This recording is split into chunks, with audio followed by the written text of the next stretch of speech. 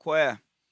Aqui é o Gleco, gravando mais um vídeo sobre como jogar Nimble episódio 3, Magias, né?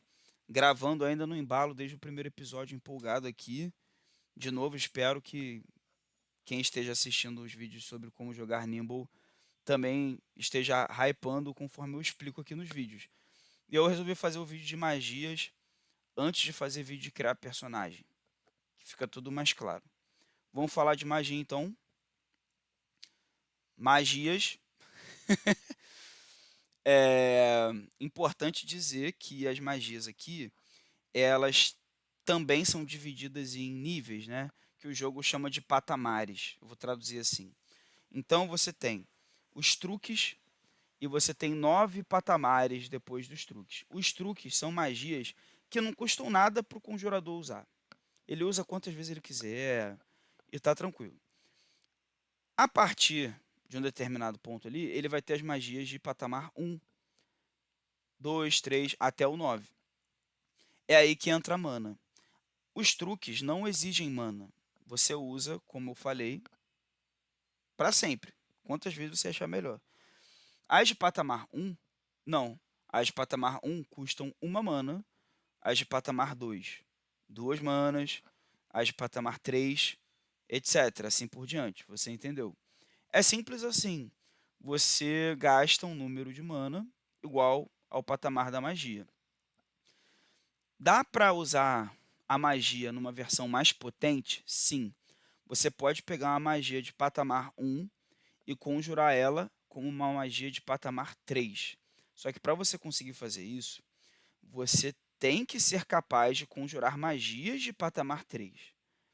Aí, tranquilo. Aí você pode pegar magias de patamar 1 e conjurar elas como se fossem de patamar 3.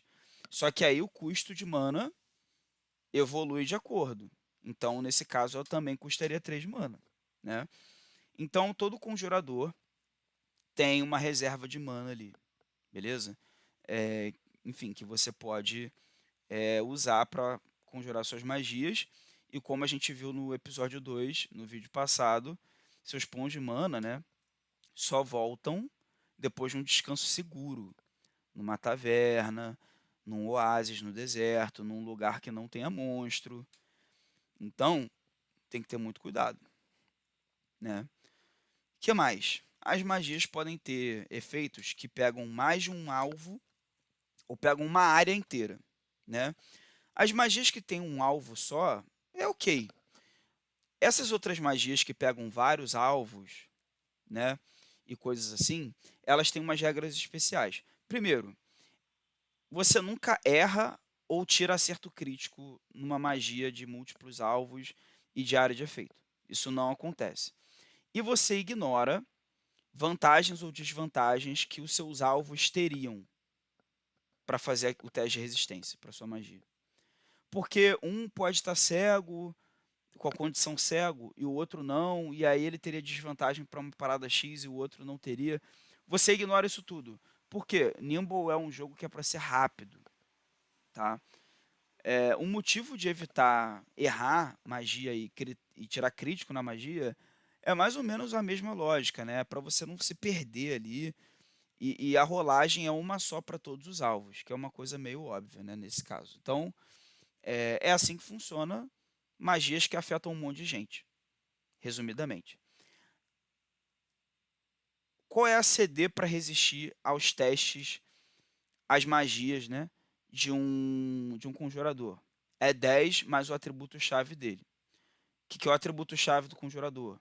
Toda classe, até as que não são conjuradoras, tem dois atributos-chave que o jogador decide qual que é o maior que ele quer usar. Então, um mago, por exemplo, para falar em termos simples, ele teria a CD dele 10 mais a inteligência dele. Vamos supor que fosse 3. A CD dele seria 13. Então, os inimigos, para resistir a uma magia dele, teriam que tirar 13 ou mais no teste de resistência. Tem outras questões que envolvem alcance e distância, que é a mesma lógica de ataque à distância, que eu não vou entrar no mérito aqui, né? Eu vou falar das escolas de magia. O Nimble tem 6 escolas de magia: fogo, gelo, eletricidade, necrótico, radiante e vento. Então, o Nimble tem um tema bem elemental para as magias, assim, né? Aqui no livro, ele até explica mecanicamente qual é a diferença entre essas escolas, para além de dizer só que uma é de fogo e a outra é de gelo. Eu vou dar um exemplo. As magias de fogo aqui, ó, dão dano consistente e alto a um alcance médio e podem infligir a condição queimando, enquanto as magias de eletricidade dão dano alto a um alcance longo e com focos em teleportar e se mover pelo campo de batalha, tirando sempre vantagem de criaturas que estão usando metal. Então, assim, é legal porque o livro meio que já explica o que você pode esperar das magias. E as magias, elas não é uma lista gigantesca de magias, não. Elas são bem poucas e tentam ser o mais abrangente possíveis para um conjurador. Eu sei que tem muito jogador que quando escolhe ser conjurador, ele quer ter essa complexidade, ele quer ter um monte de magia diferente para poder escolher e tudo mais, mas não é a pegada do Nimble aqui. O Nimble, ele vai trabalhar essa customização do conjurador nas habilidades de classe dele, até porque tem magias que são exclusivas de classe. No Nimble, por exemplo, o Vicious Mockery, né, que é uma magia clássica de D&D, eu não sei como traduzir isso exatamente. Ela é uma magia exclusiva do bardo, entre aspas, do Nimble, que ele tem outro nome. É só para dar um exemplo, né? A gente vai falar disso em algum momento. Então, ó, por exemplo, as magias de fogo, tá aqui, ó. É isso aqui. Tem mistério não. Tem 2 truques.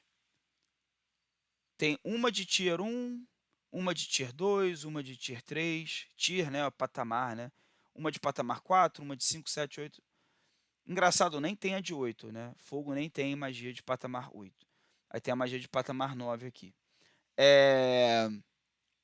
Essa é a parte meio polêmica do Nimble para alguns. Poxa, queria que tivesse mais magias de fogo. São, aqui ó, poucas magias por elemento.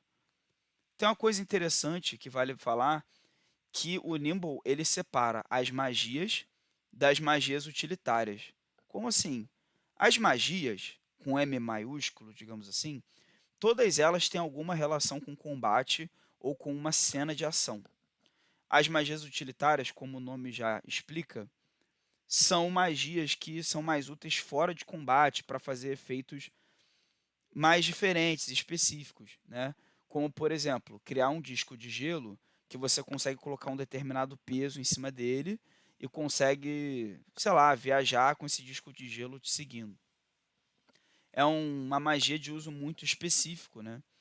Por que o Nimble faz isso? Porque quando você ganha as magias, a classe especifica. Então ela fala assim: você ganha todas as magias de fogo, todas. Todas as magias de fogo de patamar 1, tá? Por exemplo. Significa que ganhar uma magia só, mas poderia ser diferente, tá? É... E aí depois a sua classe fala: você ganha uma magia utilitária. É porque, no fundo, o Nimble reconhece que tem magias que têm peso 2 e tem magias que têm peso 1. E para evitar confundir, principalmente a cabeça do iniciante, ele deixa claro: olha, você ganha essas magias aqui, essas magias são as que curam, são as que dão dano, são as que causam condição nos inimigos, são, enfim. E aí depois, aí você escolhe uma magia utilitária. E aí você vai ler as magias utilitárias e é, por exemplo, Firebrand, você toca uma superfície e marca essa superfície secretamente com um símbolo ou uma mensagem curta. Falar um comando escolhido revela esse símbolo ou mensagem escondida. Entendeu? Então é uma forma do jogo separar bem, de uma forma bacana aí, as magias que vão ver mais jogo do que as outras que vão ser mais circunstanciais. E é isso, pessoal. esse foi o vídeo sobre magias. Gostou? Achou pobre? Achou que tem pouca coisa? Queria que tivesse mais? Ou achou que tá ótimo? Você sempre quis jogar de conjurador e sempre se sentiu intimidado com as listas de magia, e aí no Nimble você vai ter coragem de jogar de conjurador finalmente.